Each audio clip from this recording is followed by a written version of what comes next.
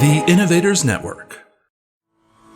Welcome to the Killer Innovation Show, the longest continuously produced podcast in history.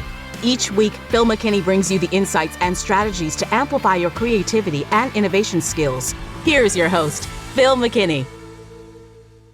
Welcome to this week's show. As you know, normally I do not talk about technology.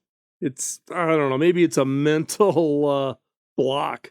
Having spent so much of my career in technology, and I can geek out and nerd out as good as anybody. And I didn't want to bore you listening to me go droning on and on about technology. However, today's show is going to be a little bit different.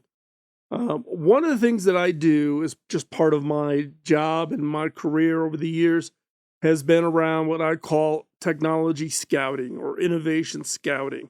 Looking at what's kind of coming over the horizon and how is it going to impact industries? How is it going to impact products and services? How should leaders think about embracing these new changes, these disruptions that are coming at us?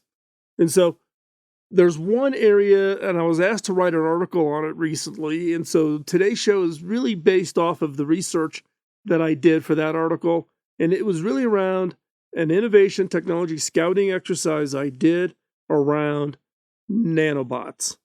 And as I dug into it, looked at it, and seen how much progression has happened over that last handful of decades even, with nanotechnology, nanoscale, nanobots, applied in a wide range of industries and applications, this technology is accelerating.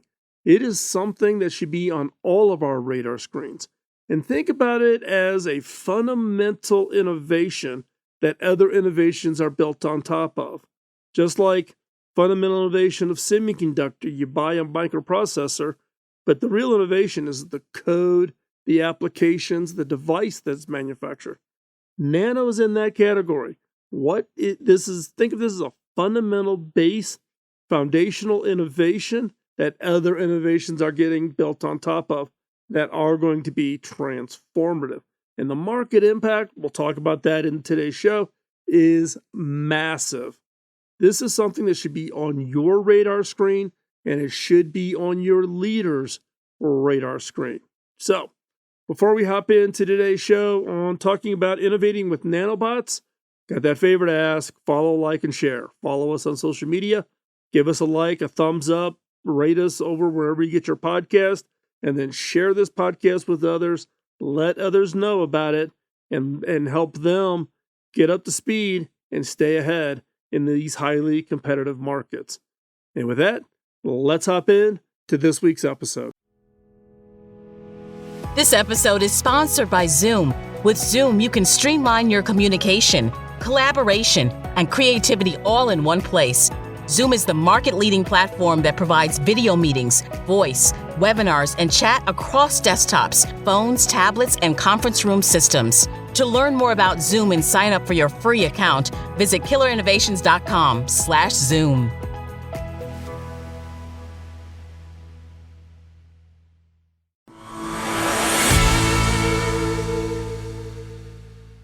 During the Cold War, Nobel Prize winner physicist Richard Feynman was investigating the possibility of science at a very small scale.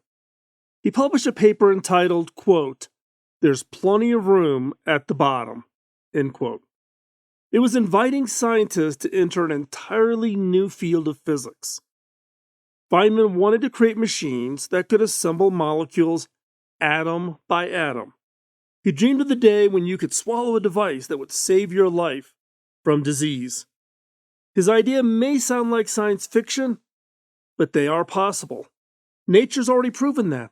There are millions of molecules inside every cell in our body, and they are all very small. They're like tiny machines from nature. We just need to figure out how to make them ourselves. Face it, the human body is a complex system with trillions of cells working together. Each cell is like a small city, with billions of molecules moving around and performing tasks.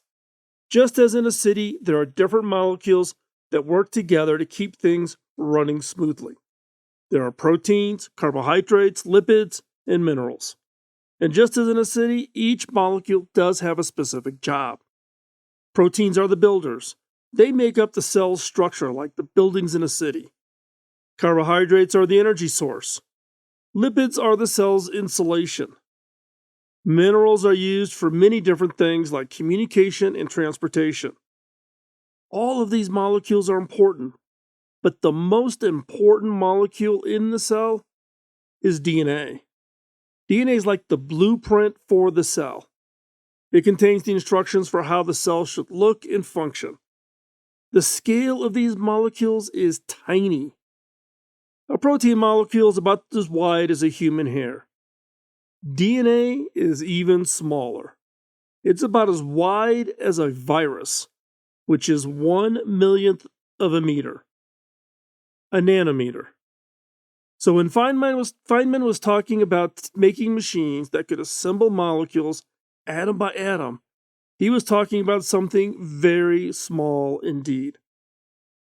The nanobot technology trend is not just about making things at nanoscale. It's also about making very strong, very fast, and very precise things.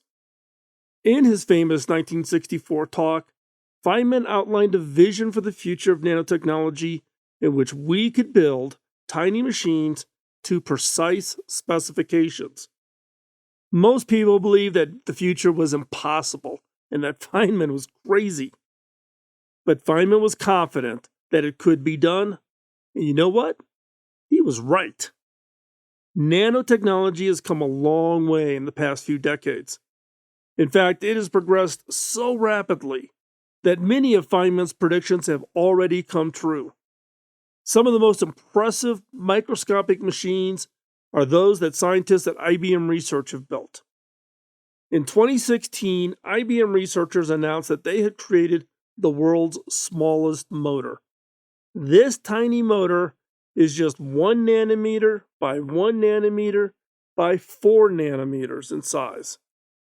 It is made out of a single carbon nanotube, and it can spin up to 60,000 RPM. That's right, 60,000 RPM. Now, while this motor is not yet practical for real-world applications, it is a proof of concept that shows how far nanotechnology has come. In the future, nanomachines like this could be used in a wide range of applications, from medicine to manufacturing. Nanomachines are not only becoming more sophisticated as we learn more about nanoscale components, but are they also becoming more widespread. In the past, most nanomachines were created in laboratory settings with government funding support. Today, there are a growing number of companies that are commercializing nanotechnology. So, what is the government's interest? Government investment in nanotechnology is on the rise as researchers around the world explore the potential benefits of using tiny robots to improve a variety of industries. There are many government organizations around the world that are investing in nanotechnology research. One of the largest funders is the National Science Foundation. The National Science Foundation's National Nanotechnology Initiative, the budget in 2021 is $1.2 billion US. There are many reasons governments are investing in nanotechnology research. One reason is that nanotech has the potential to solve many of the world's most pressing problems. For example, nanotech can be used to develop more efficient and environmentally friendly energy sources. It can create new materials with improved properties. In healthcare, nanoscale will cause better methods to deliver drugs to patients. And it can create smaller, faster, and more powerful electronic devices. Another reason governments are investing in nanotech is that it has the potential to create entirely new industries and new emerging jobs.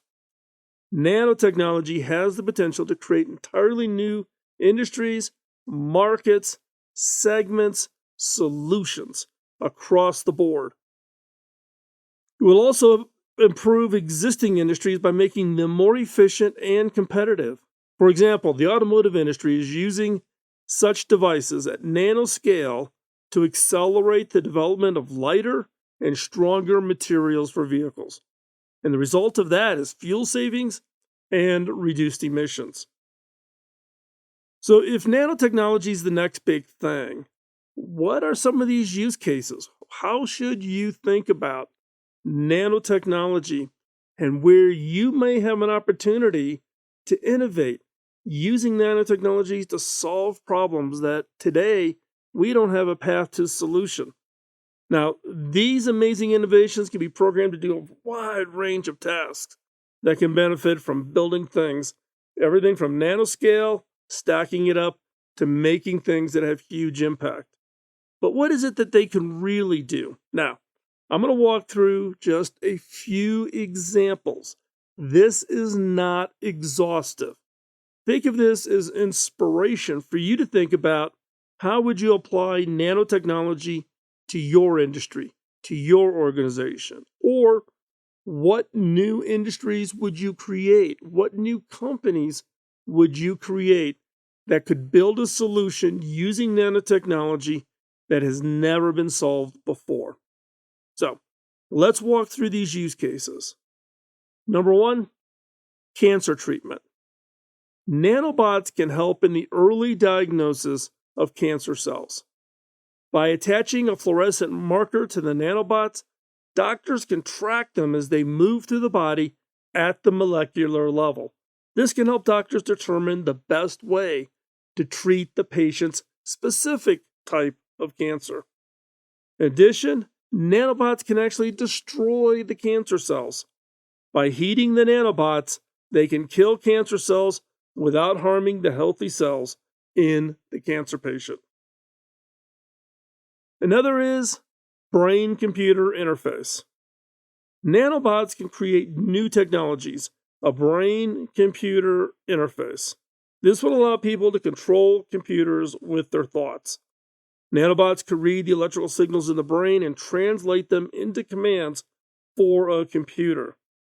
Now, this emerging field is targeted to helping people with disabilities that do not have the ability to use their eyes, hands, or voice in order to control and interface to the computer. This is one exciting field. Next one up is surgical procedures. There are many benefits to using nanotech in surgical procedures. Nanobots can help improve the accuracy of the surgery, reduce the amount of time to heal, reduce the risk of infection, and improve the overall outcome of surgery. It is possible to reduce the side effects of surgery with the help of the nanorobot-assisted surgery. Nanobots can also help make surgery more affordable by reducing the need for expensive equipment and supplies. Little side note here. In one of my innovation storytelling videos from 2017, in the near future, in that short film, we showed nanobots actually being used to correct a brain aneurysm. And it was, again, this film came out in 2017 using the concept of nanobots to solve this particular surgical problem. That film has gone on to generate a lot of discussion in the healthcare industry, the medical industry, and at universities. And there's a number of exciting innovations coming out of that. If you did not see that film, go check it out. You can go over to YouTube, just search for the near future film, Cable Labs. And this is the one from 2017, I believe. And check it out, and you'll see nanobots, or the concept of nanobots, 3, 5, 8 years in the future. Another use case is drug delivery. Nanobots can improve drug delivery in a number of ways. For example, they can target cells or tissues, allowing for more precise and dosage of the drugs needed. Tiny robots can overcome the barriers that often prevent drugs from reaching their target destination. Drugs get distracted. They go in all over your body. The dosage doesn't end up in the one specific cell or area that is needed. So again, nanobots can be a big help. They can also be especially beneficial when traditional drug delivery methods are not effective, when the drug needs to target a very specific molecule even, and getting that targeting can have a huge impact on not damaging and causing issues such as rejections or killing off good molecules, and go after to solve the problem that is specifically needed. Another use case is environmental cleanup. We can use nanobots in environmental cleanup spills and other environmental disasters. They can target and remove pollutants from water or soil. There's been a number of research areas specifically around using nanotechnology, nanobots, to address things like oil spills, going after the molecules in the oil, causing the oil to clump up to make it easier to extract it and get it out of the oceans. And again, this can help reduce the negative impact of disaster on the environment and, just as I said, improve the recovery process, make it easier to get the bad stuff out. Another use case, manufacturing. Nanobots can be used to manufacture to create really small, intricate parts or products. This is because they're able to move around and work together to create complex shapes and structures. Nanobots can improve the accuracy of manufacturing processes, thereby reducing waste and time. One example in manufacturing is 3D printing. Nanobots can create 3D printed objects with greater accuracy and detail than anything we have out there today. They can create stronger, more durable prints than those made with traditional 3D printing methods, or even traditional manufacturing methods. Another example is semiconductor fabrication. There's been a lot of experimentation using nanobots to create smaller, more intricate semiconductor devices than ever before. One area that I've been particularly interested in is computing. Nanobots can be used to create ultra-fast processors. This is because they're able to move much faster than traditional processors and can therefore complete tasks more quickly.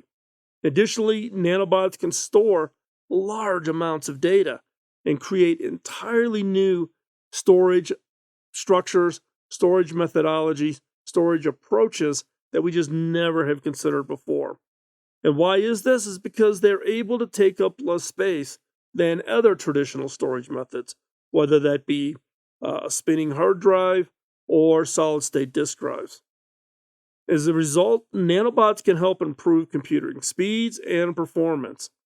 The potential for nanobots in this area is significant given the importance of computer performance and advancing artificial intelligence. Therefore, nanobots can be used to create powerful AI systems that can think and learn at extremely high speeds. Now, you may think about everything I've talked about so far is just theoretical. It's Buck Rogerish. It actually is not. Everything I've talked about is not theoretical. There are companies that are actively working on microscopic robots. Nanobots market is currently dominated by a number of major players, such as Bruker in the US, Joel in Japan, Thermo Fisher Scientific here in the US, Ginkgo Bioworks in the US, Oxford Instruments in the UK, EV Group in Austria, Toronto Nano in Canada, Clock Nanotechnik in Germany. There's a variety of companies that are investing significant dollars on the commercialization of nanobots. And I expect the economic impact of nanoscale technology to be significant. This technology has the potential to improve the efficiency of many industries and create entirely new ones altogether. Now, the global market for nanobots is expected to grow from about $6 billion in 2020 to $14.3 billion by 2028. This rapid growth is because of the increased adoption of this technology in several different fields. Now, it's not just about the direct revenue of nanobots. We know in the game of innovation, it's the secondary innovation impact.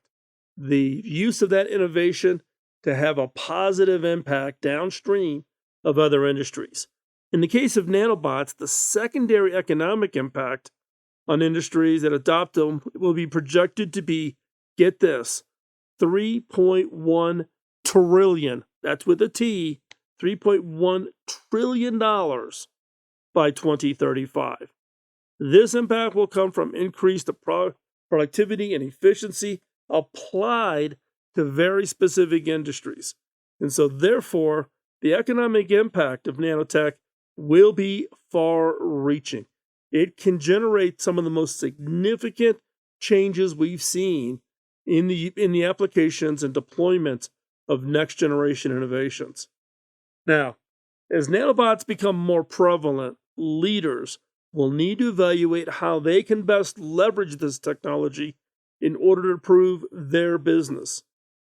There are a few key factors that leaders should consider when evaluating how to leverage nanobots in this case, your business.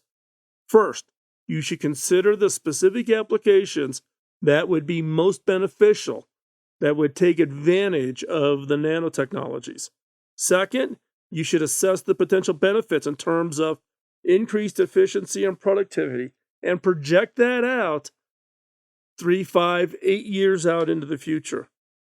And then finally, you should consider the cost of implementing them into your business and whether those benefits justify the cost. Nano does not apply to everything in every business, but it will come and be transformative, so you want to be ready. As nanobots become more prevalent, leaders will need to monitor their direct, indirect, and analogous competitors. These competitors could leverage nanobots to compete with you in several ways. So who's your direct competitors? Direct competitors are those companies that offer the same products or services as you do. And as nanobots become more prevalent, these competitors could use them to create products that directly compete with your products and services, and they could be at a higher quality or at a lower price. Now, in order to stay ahead, you need to be aware of what they're doing and how they are thinking about nanobots and making sure that you are using them as well. So who are your indirect competitors? Indirect competitors are those companies that offer products or services that are similar to yours, but not exactly the same.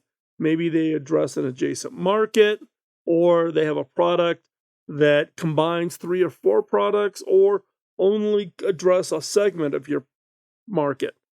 As nanobots again become more prevalent, they could create entirely new products that are more direct replacements of what you offer your competitors. And you should do some scenario planning to really understand if they were to apply nanotechnology to their products and services and apply them to compete with you, what would that look like? How would you respond? What would be the risk to your organization versus the potential that they're creating for themselves? And then last, analogous competitors. Now, what do I mean by analogous competitors? These are those companies that offer products and services that are not similar to yours, but could be used in combination with your products and services. So this may be you sell module A, but all your customers typically also buy a module B from somebody else and attach them.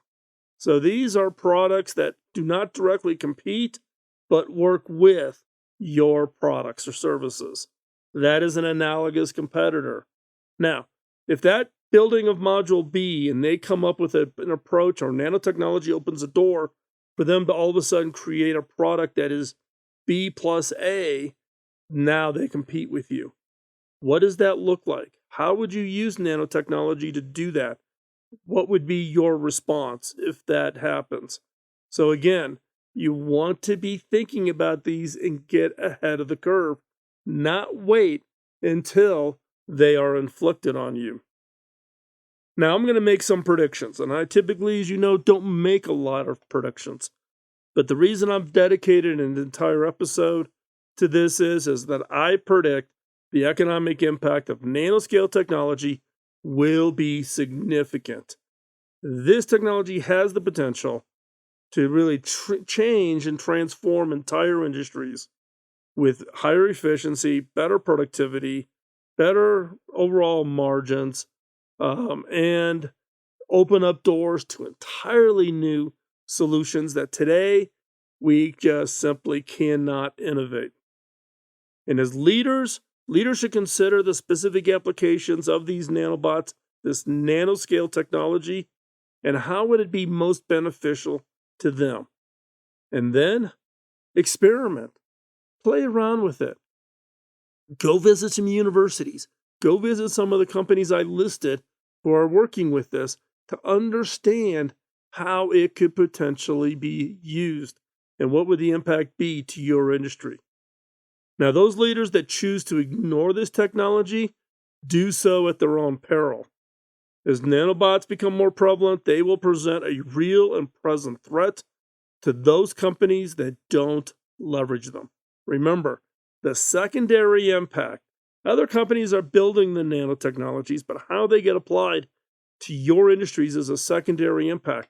It is projected that nanobots will generate the $3.1 trillion in secondary economic impact. You want to be part of that, not the victim of that. And with the right strategy, nanobots can help provide a significant competitive advantage. This is where first mover advantage can create new opportunities. So in order to stay ahead of the curve in today's changing technology landscape, it's important to be aware of these latest trends and developments like nano. Nano is only one of many trends, one of many technologies that I track. This is one, though, that I'm really excited about, thus why I'm sharing it here. But for most organizations, it can be difficult to keep track of all the trends and all the technologies, all the new things coming out. And so that's why many companies turn to outsiders to do innovation scouting or technology scouting. And these are individuals who keep their fingers on the pulse of going on around. Now, this may be informal. It could be people you know, or you can actually go out and find professional scouts. These are individuals who take on only a handful of clients, and their job is to stay up on the latest happenings that are going on in a variety of very specific technology areas in order to help you as an organization stay up to speed, understand what's going on. One of the types of organizations that you can work with, again, is innovation agencies. Find yourself an innovation agency that has a technology focus that you are specifically interested in, like one that has expertise or experiences in nanotech or microelectronics or optics or whatever. Find one that is in the variety of technology areas that you are interested in and use them. Have them keep the eyes open and kind of being your headlights to understand what's coming. Because otherwise, if you don't, you are going to get caught by surprise. You are going to find out something after it's happened and after your competitors are winning against you.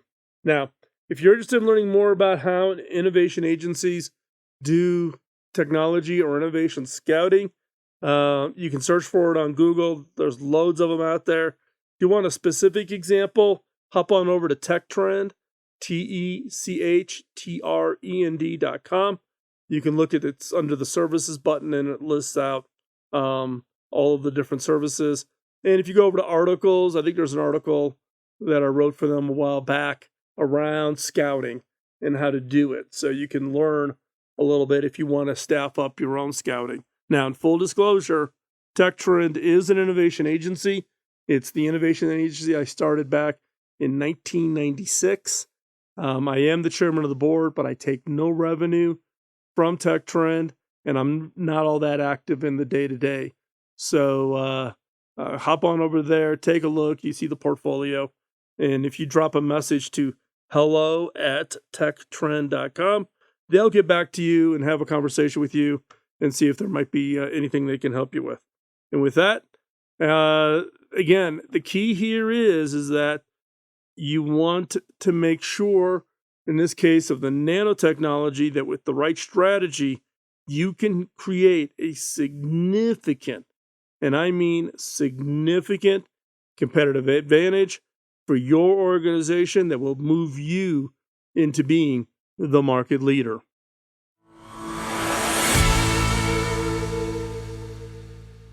So which use case of nanotechnology are you most excited about? Which one? There's probably more than one. The one I have always been fascinated with is healthcare. What could the role be when you think about the challenges of medicine and delivering things like drugs or nanorobotic surgeries? I've done a lot of work over the years with leading medical institutions such as Mayo Clinic in looking at 3, 5, 8, 10 years into the future. And some of the work that's happening at top research centers around the world in the use of nanotechnology to healthcare is very exciting. Now, the one objective, obviously, is about extending life. The average lifespan today is, 76, 77 years old. You could extend that. Or maybe it's not so much about extending life, but better quality of life. Being able to be more directed in delivering of pharmaceuticals. There's a lot of nano research going around on insulin delivery for those that are diabetic, both type 1 and type 2. Some very, very exciting areas. But nano's not just about healthcare. Automotive, lightweight materials, better energy efficiency. There's some really exciting nanotechnology work going on in solar panels. And how do you make solar panels orders of magnitude more efficient? So therefore, the ability to take the power of the sun at being much more efficient in the capture and transition of that energy into usable energy for homes, cities, infrastructure, etc. And so I think nano is a technology that if you're not tracking it, you should. And if you're not thinking about it, how it applies to your industry, you should. Love to hear your feedback. Let me know what your thought on nano is and whether or not you think it's as exciting as I am. You can post the comments over in the show notes over at killerinnovations.com on this specific episode. And I watch those. In fact, I approve all the comments that come in on the page. So if you post a comment and you want, and we may be able to initiate and start a conversation, would love to. Also looking for feedback on the overall shows. What topics, areas that you would like to hear more of, what you would like to hear less of. It's your feedback that helps us put together the schedule of shows and the content we covered. So with that, thanks again for the time you spend listening to the show. If you want to sign up for the newsletter, you can do that over at killerinnovations.com. We also post the newsletter over at Medium, over at Substack, and over on LinkedIn. So you can actually get the newsletter in any of those locations. Just search for me, or you'll find it, or just find my area there, and you can sign up for it. And that way, then you get the weekly newsletter on the best thoughts and thinking from around the industries, around innovations, and what does that really mean for all of us. So get the newsletter, and comes out typically once a week, but sometimes we actually do publish it a couple times a week if we have a lot of content. And with that, thanks again for taking the time out of your busy schedule. Time is your most valuable asset. Use it wisely. Dedicate that time to working on that next great idea you got rattling around in your head, and go change the world. Bye-bye. Podcasting nonstop since 2005, this has been the Killer Innovation Show on the Innovators Network. This show is distributed by the Innovators Network. For more information and other great shows and content, visit theinnovators.network.